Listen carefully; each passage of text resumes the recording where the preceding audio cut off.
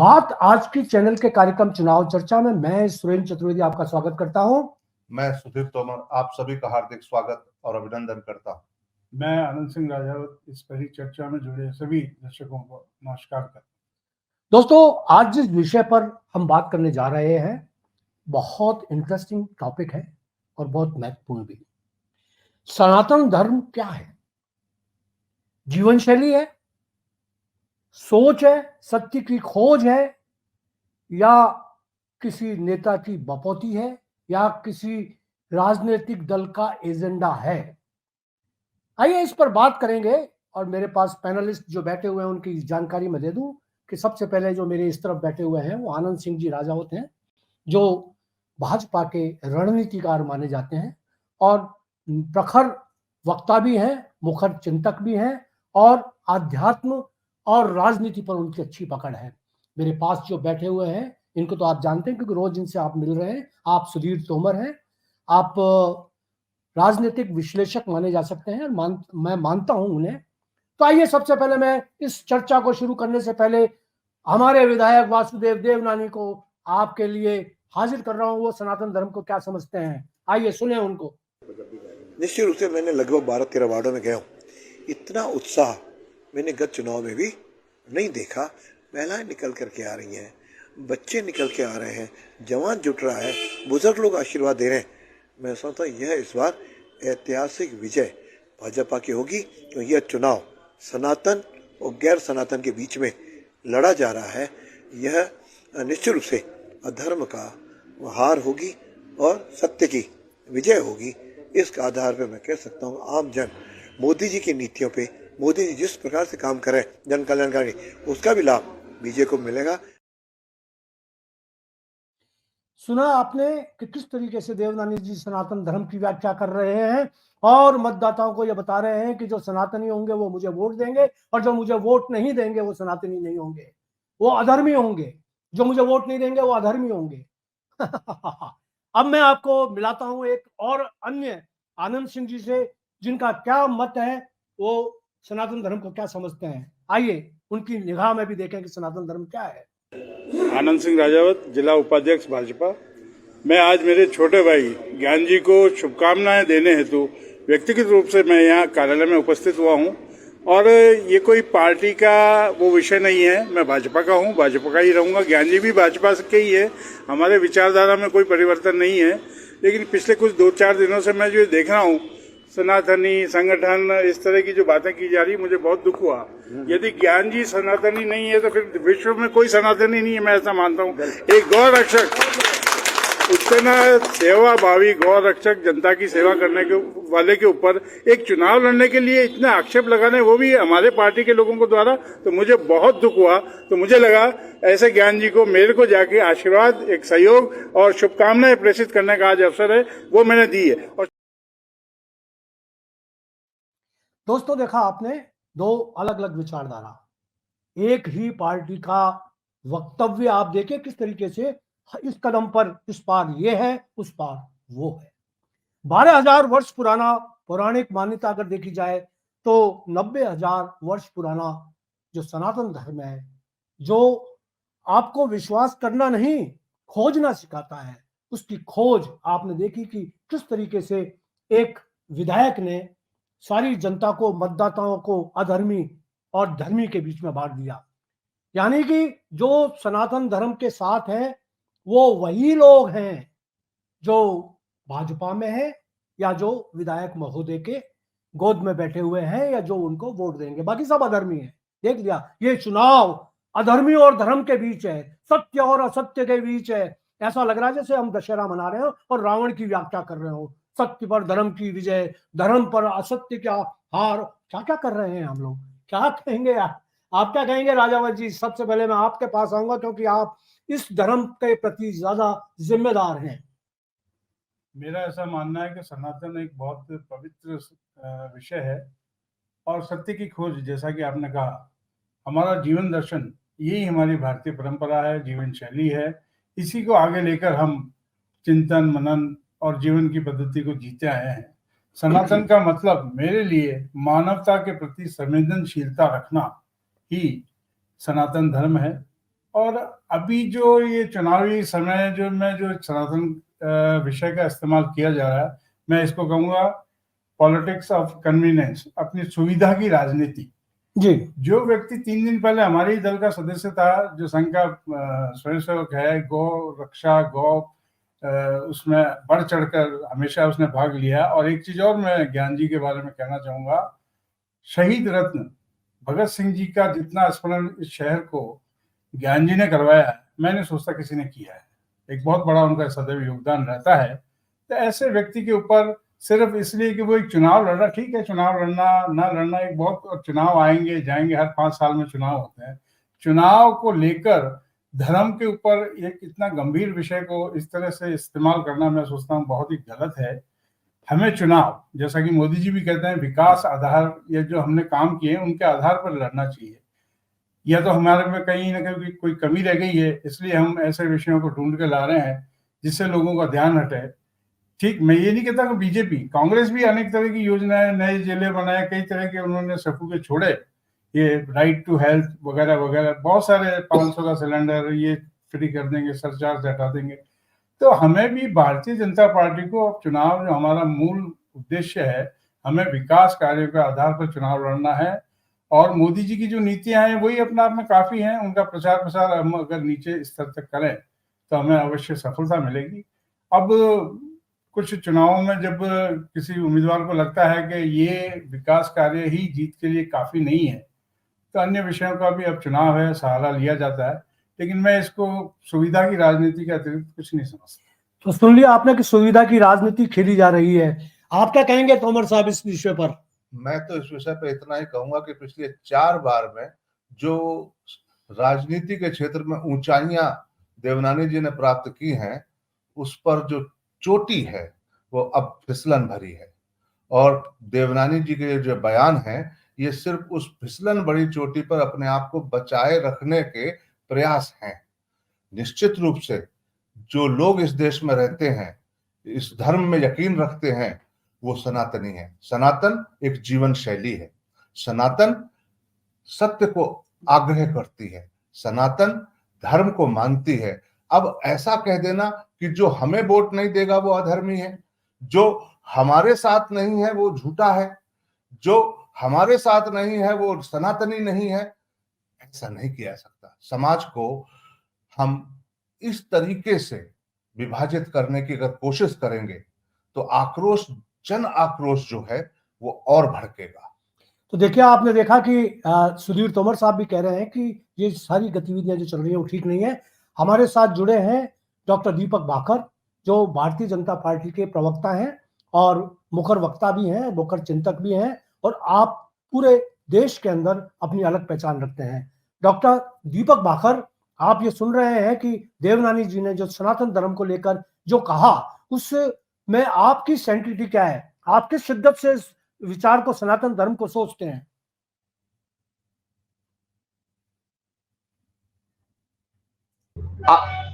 क्या आप मुझे सुन पा रहे हैं? आप मुझे सुन पा रहे हैं? सुन पा रहे हैं, आप सुनाइए। जी, देखिए, बहुत अच्छी आज का विषय आपने बहुत अच्छा चुना है।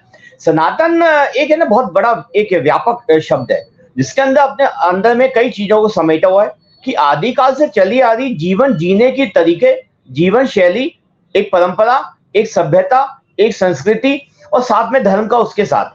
तो एक बहुत बड़ा व्यापक शब्द है। इसको इन छोटी चीजों में मुझे लगता है छोड़ देना एक उचित नहीं है। जहां तक आदरणीय देवनानी जी का सवाल है, उनका ये आशय नहीं था कि सनातन वर्सेस गैर सनातन के बीच में, उनका ये कहना था, उन्होंने बाद में आदरणीय मोदी जी का भी नाम लिया कि मोदी जी की जो सोच है, जहां इस देश की बात आती है, तो कह रहे थे, उन्होंने कहा सबका साथ, सबका विकास, सबका विश्वास। तो वो अपने आप में इस बात का द्योतक है कि जब आदरणीय मोदी जी कहते हैं सबका साथ, सबका विकास और सबका विश्वास, और इसी बात को आदरणीय देवनानी जी ने भी अगर मतलब कोट किया है, तो हमें लगता है कि उनको हमें उस बात पे भी थोड़ा गौर करना चाहिए।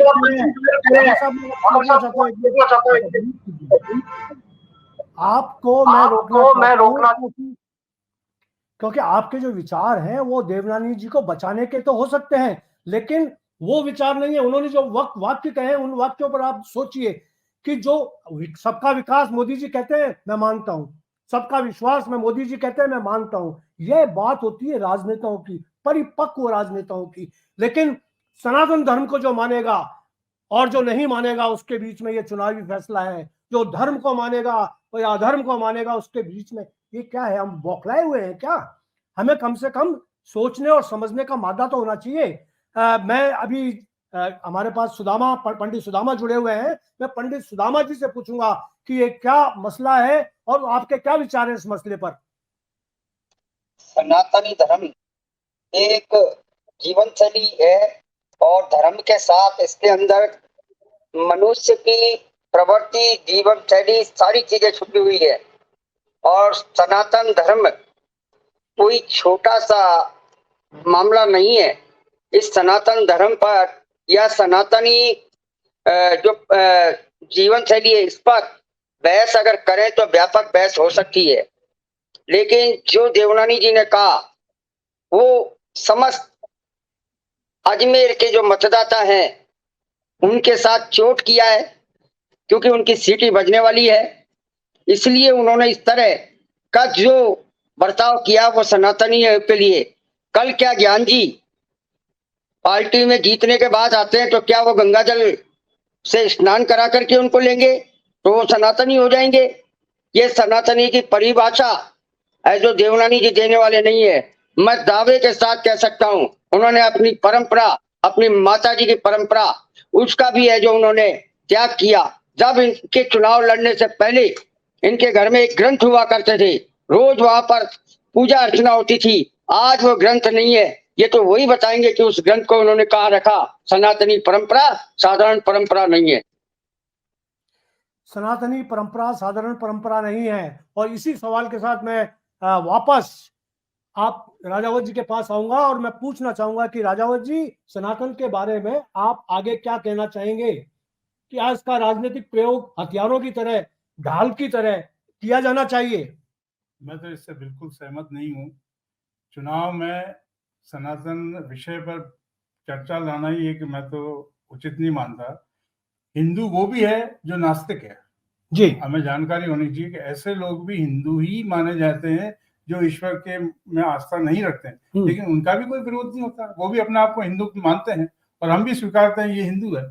तो आज के इस व्यापक युग में, व्यापक विचारधारा में केवल एक विषय को उठाना जिसकी व्याख्या भी ठीक तरह से हम स्वयं नहीं कर सकते हैं जी। उसको चुनावी मुद्दा बनाना, उस मुद्दे पे ही चुनाव लड़ना, ये उचित नहीं है। चाहे इसका इस्तेमाल कोई भी करे, मैं इसे गलत मानता हूं। और मैं तो एक बार पुनः कहता हूं, ये सुविधा की राजनीति है, इसके अतिरिक्त इसका और कोई उपयोग नहीं है। सुविधा की राजनीति खेला जाना कहां तक उचित है, क्या कहना चाहेंगे?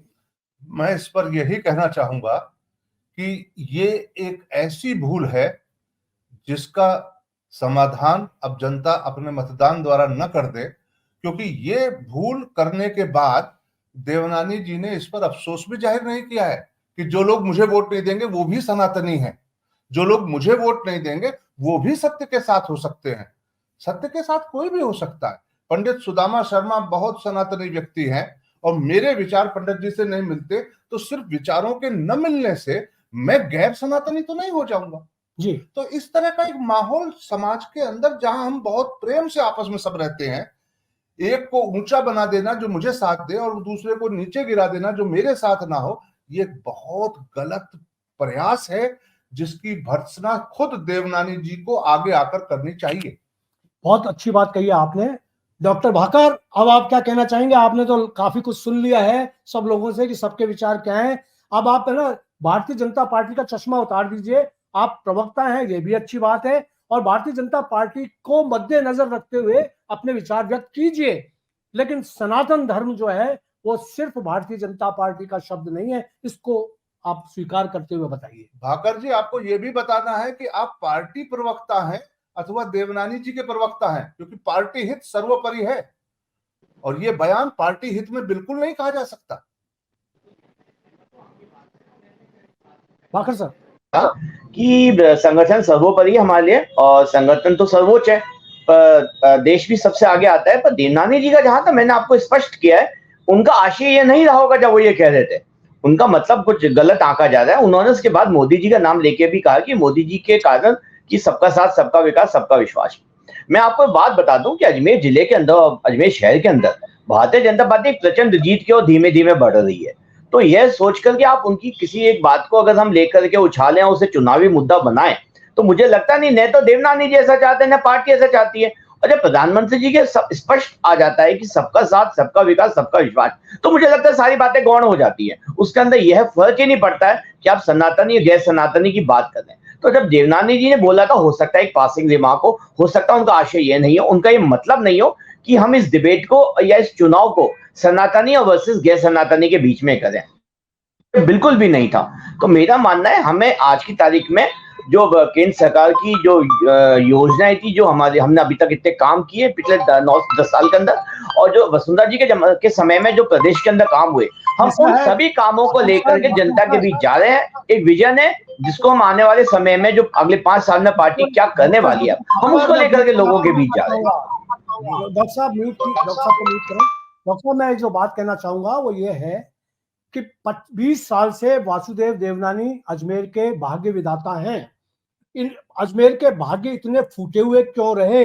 ये तकदीर जो 20 साल से फोड़ी जा रही है बराबर हथौड़ों से, वो करने उनको बताते ना, वो ये कहें कि ये चुनाव मेरे कार्यों का, ये चुनाव मेरी पार्टी के कार्यों का, ये मेरे सिद्धांतों का, मैंने जो अजमेर का विकास किया है, ये मैंने जो आना सागर बचाया है, जो मैंने पानी की समस्या पूरी वो की है, मैंने शिक्षा के क्षेत्र में जो ख्यातियां प्राप्त की हैं, मैंने जो बेरोजगारी दूर की है, मैंने जो जो काम किए वो गिनाइए, उनको लाइए, हम वोट देंगे आपको, निश्चित रूप से देंगे, आप अपनी सफलताएं गिनाइए। मैं यहां से आग्रह करूंगा कि देवनानी जी को विजयी बनाकर भेजिए, लेकिन वो अपनी सनातन धर्म जो मुझे वोट देगा, ये युद्ध, ये क्या है? आप इस मुद्दे को इतना, वो क्या कांग्रेस में जो लोग रह रहे हैं वो सनातनी नहीं है? जो आप पार्टी में वो सनातनी नहीं है? जो और दूसरी पार्टी में वो सनातनी नहीं है? जो दरगाह बाजार में रहते हैं वो सनातनी नहीं है? ये एक रचना प्रक्रिया है, ये एक सोच का विषय है जो हमें सोचना सिखाती है। और ये सोचना, जो खोजना, जो सत्य की खोज है, वही तो देवनानी जी को नहीं आई। अगर देवनानी जी को, अगर ये सत्य को खोजना आ जाता तो इस तरीके की बातें नहीं करते। ये सांप्रदायिक सद्भाव बिगाड़ने वाली बातें हैं, ये सामंजस्य पैदा करने वाली बात नहीं है, ये संवेदनाओं से जुड़ी हुई बात नहीं है। क्यों सुदामा जी, क्या कहना चाहेंगे? मैं बिल्कुल आपकी बात से सहमत हूँ, और मैं इतना बता देना चाहता हूँ कि इस चुनाव के अंदर किसी भी समाज को, किसी भी जाति को, जाति विशेष पर, इन पर नहीं लेना चाहिए। सनातनी परंपरा ये रही है कि सबका सम्मान किया जाए और सबके बीच में दया और धर्म का भाव तय किया जाए, उससे सनातनी परंपरा की जाती है। जहां तक विकास की बात है, आज नरेंद्र मोदी जी भी जो इस बात को जो समझ रहे हैं कि मैं अजमेर 12,000 करोड़ रुपए खर्च करने के बाद स्मार्ट सिटी का किसी भी कार्य का उद्घाटन करने नहीं गया हूं। देश के कहीं अगर यूं कहूं सड़कों का भी निर्माण हो रहा है तो मोदी जी, हाईवे का भी निर्माण हो रहा है तो मोदी जी, चाहे ऑनलाइन उन्होंने उसका उद्घाटन किया हो कोरोना काल में, लेकिन यहाँ अजमेर में इसलिए नहीं आए, एक विधायक की नाकामी के कारण। और मैं पहले भी कह चुका हूं कि वासुदेव देवनानी जी 8 विधायकों में सबसे जो कमजोर विधायक सिद्ध हुए। यहाँ तक कि केकड़ी के अंदर अगर मंत्री बने रघु शर्मा, तो उन्होंने केकड़ी में अस्पताल खुला दिया। जब ये मंत्री बने तो माध्यमिक शिक्षा बोर्ड को भी तोड़ने की बात हो गई, रेवेन्यू बोर्ड को भी तोड़ने की बात हो गई। हमारे एडवोकेट भाई हाई कोर्ट की मांग कर रहे हैं, 20 साल के अंदर कभी इन्होंने आवाज नहीं उठाई, ना विधानसभा में, न इन्होंने केंद्र सरकार के लिए पत्र लिखा। ऐसी स्थिति, नाकामियों से छिपा हुआ 20 साल का इतिहास, आज वो हमें किसी तरीके से वोट को लेकर के, राजनीति को लेकर, अपने स्वार्थ को लेकर के ये कहते हैं जो मुझे वोट देगा वो सनातनी है, धर्मी है, अधर्मी है। इसकी व्याख्या देवनानी जी नहीं कर सकते। उन्होंने उन संत समाज का भी है जो अपमान किया, जो उनके नॉमिनेशन पर जिन्होंने एक गारंटी कार्ड भरा। तो मैं कहता हूं कि उन्हें माफी मांगनी चाहिए और इसका खुद आगे आकर के सनातनियों से जो माफी मांग लेनी चाहिए। सबसे बड़ा यही जो उनकी जय जयकार होगी। बहुत अच्छे सुदामा जी, आपने अपने अच्छे विचार व्यक्त किए। मैं वापस एक बार राजावत जी के पास आना चाहूंगा और आनंद सिंह जी से ये पूछना चाहूंगा कि आपकी नजर में या आपकी पार्टी लाइन की नजर के अंदर सनातन धर्म क्या है? मैं इससे पहले थोड़ा आपको पीछे ले जाना चाहूंगा। जी जब 2019 के चुनाव हुए और परिणाम आए जी तो मोदी जी ने भरी लोकसभा में ये कहा कि ये पहला चुनाव है जहां सेकुलरिज्म शब्द का इस्तेमाल नहीं हुआ। जी क्या होता है, कोई चीज का सिर्फ राजनीतिक लाभ के लिए जब इस्तेमाल किया जाता है तो जनता बहुत जल्दी समझ जाती है। ये सेकुलरिज्म करके कई सरकारें बनी बिगड़ी और अंततः लोग इससे सेकुलरिज्म के शब्द से ही परेशान हो गए। जी तो मेरे को डर है ये जो नया शब्द का इस्तेमाल हो रहा है कहीं इसका भी वही हाल ना हो जो सेकुलरिज्म का हुआ।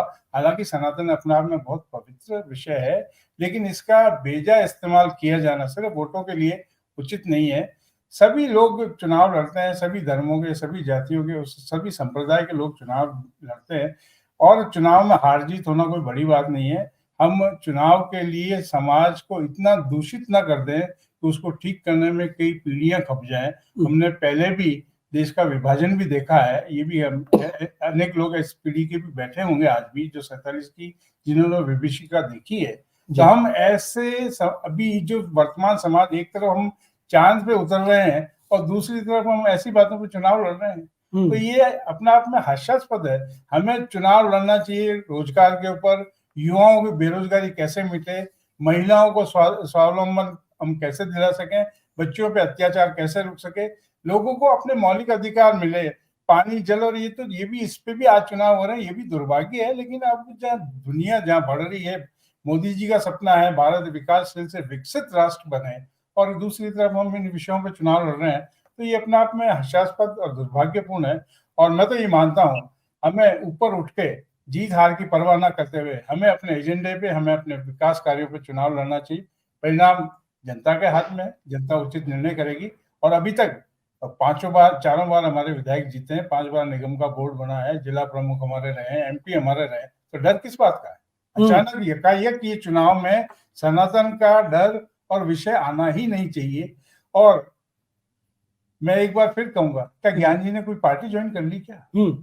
ज्ञान जी निर्दलीय लड़ रहे हैं और सारे आरोप जो है कांग्रेस पे न लगा के एक निर्दलीय प्रत्याशी पे लगाए जा रहे हैं, ये दुर्भाग्यपूर्ण है।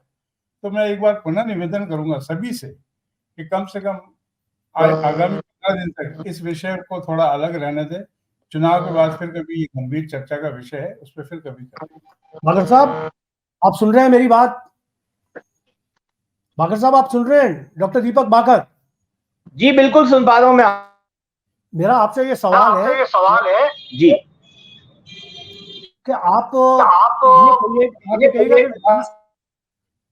म्यूट कीजिए उन्हें।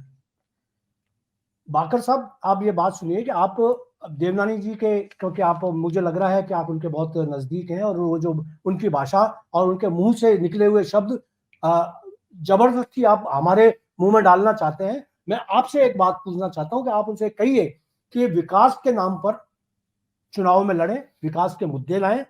आपने जो कुछ 20 साल 25 साल के अंदर किया है और 5 साल आगे आप करेंगे, उन मुद्दों पर आए, निश्चित रूप से प्रभावित होकर जनता आपको वोट देगी।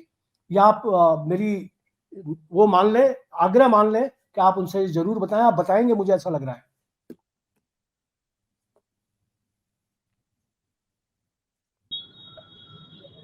आप मुझे सुन पा रहे हैं?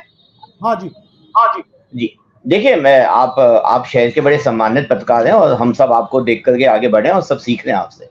मैं सुदामा जी की बात से मैं थोड़ा राय अलग रखता हूँ और चूंकि मेरे को पार्टी का पक्ष रखना है, उसके हिसाब से भी एक आम व्यक्ति के हिसाब से मैं आपको ये बात कहना चाहता हूँ। आप इस बात को मान के चलिए कि आज की तारीख में अगर अजमेर जिले में और विशेषकर अजमेर शहर में अगर जनता के बीच जा रहे हैं तो एक रिपोर्ट कार्ड लेकर के जा रहे हैं। इसके अंदर बाकी चीजों का कहीं भी कोई इसका इंक्लूजन नहीं है। हम बात करें इंक्लूसिव ग्रोथ की, हम बात कर रहे हैं इस शहर के अंदर हमने शिक्षा, स्वास्थ्य के अलग भी हम बात करने वाले हैं। हमने यहाँ नए सैटेलाइट हॉस्पिटल खोले, चाहे अजमेर उत्तर हो चाहे अजमेर दक्षिण हो। सैटेलाइट हॉस्पिटल के कारण JLN के ऊपर लोड कम हुआ है। हम स्कूल नए खुले हैं, स्मार्ट स्कूल खुले हुए हैं, आपने ध्यान दीजिए। साइंस पार्क का उद्घाटन हुआ, उस पर काम चल रहा है। तो ऐसी बात नहीं है BSP बिजली सड़क पानी, वो तो एक ऐसा काम है जो एक सतत और एक निरंतर प्रक्रिया है। हम बात करना चाहते हैं, इसीलिए हम जब जनता के बीच जा रहे हैं, हम अपना रिपोर्ट कार्ड लेके जा रहे हैं, तो शिक्षा, स्वास्थ्य, रोजगार सृजन, इन चीजों पे बात करते हैं। और लोगों बागों, हमारी जो अजमेर की जनता है इस बात से सहमत है कि पिछले 20 साल के अंदर उनकी जिंदगी में एक बदलाव आया, एक सकारात्मक बदलाव आया शहर के अंदर, और शहर ने विकास के एक नए आयाम देखे हैं। तो हम मानते हैं कि आने वाले समय में हमें वापस से एक बार जनता का समर्थन मिलेगा।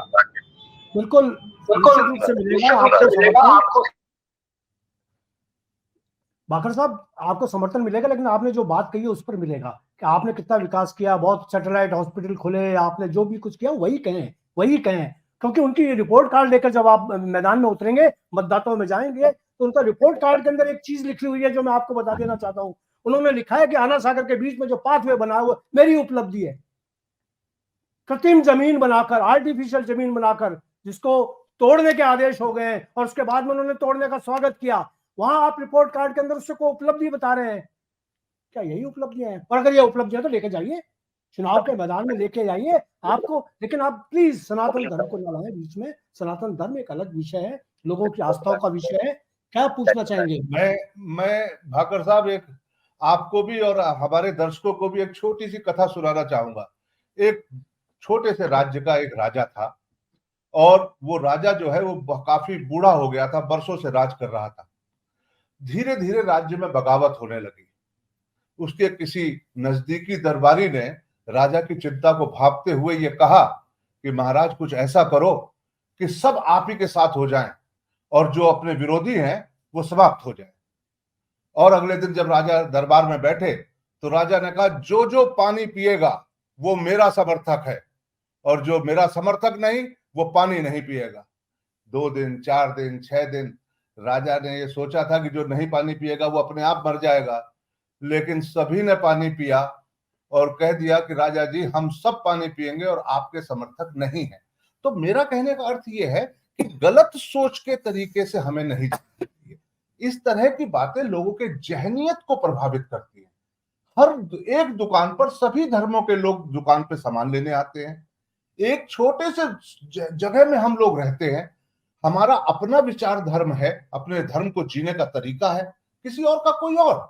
मुझे अपने तरीके पर गर्व है, मैं सनातनी हूं, किसी और को भी हो सकता है। लेकिन अगर कोई मेरा ही भाई मेरे से विद्रोह कर दे तो मैं उसे गैर सनातनी कैसे कहूं? ऐसा तो नहीं होगा कि 2 सगे भाई आपस में लड़ने के बाद एक दूसरे को एक सनातनी और एक गैर सनातनी हो जाए। किस तरह का माहौल? जनता सोचने पर मजबूर है कि आपके पास पिछले 20 सालों में शायद गिनाने को कोई ऐसा काम नहीं है जो आप इन मुद्दों पर उलझा देना चाहते हैं। उलझाइए नहीं। निश्चित रूप से 4 बार जनता ने आपको अपार समर्थन दिया है और बार बार जिताया है, इसका मतलब कहीं वो आपसे संतुष्ट भी थे। तो उसको सिद्ध करिए, उसको बताइए कि आपने क्या क्या किया है, कितना रोजगार, कितना चिकित्सा के क्षेत्र में, कितना शिक्षा के क्षेत्र में। बहुत उपलब्धियां आपके खाते में होंगी जो अलमारी में से निकाल के पॉलिश करके रखिए सामने। लोग चाहते हैं सुनना। लेकिन अगर कोई विद्रोह कर रहा है, और विद्रोह भी नहीं, विरोध कर रहा है सिर्फ आपके प्रत्याशी चयनित होने का, ना वो पार्टी का, ना वो विचारधारा का, ना वो नेता का, किसी का विद्रोह नहीं कर रहा, किसी का विरोध नहीं है उनकी नजरों में। अगर किसी एक निर्णय से वो सहमत नहीं है और उसके लिए भी विधिवत पार्टी से इस्तीफा दे करके वो एक कदम उठाते हैं जिससे अनुशासनहीनता के दायरे में ना आए, तो इसे एक ऐसा मुद्दा नहीं बना देना चाहिए कि जब इतनी गुंजाइश बाकी रहे कि जब वापस मिले तो शर्मिंदा ना होना पड़े। ये एक शेर की आखिरी लाइन है। इतनी तो होनी ही चाहिए। और आपने देखा कि आज की वार्ता के अंदर आदरणीय आनंद सिंह राजावत जी ने, तोमर साहब ने, डॉक्टर भाकर ने, सुदामा जी ने बहुत अच्छे विचार आप लोगों के सामने रखे। और मैं फिर एक बार बड़ी सम्माननीय तरीके से देवनानी जी को बहुत सम्मानित तरीके से कहना चाहूंगा कि आप अपने मुद्दों को लेकर समाज में जाएं, मतदाताओं के बीच में जाएं।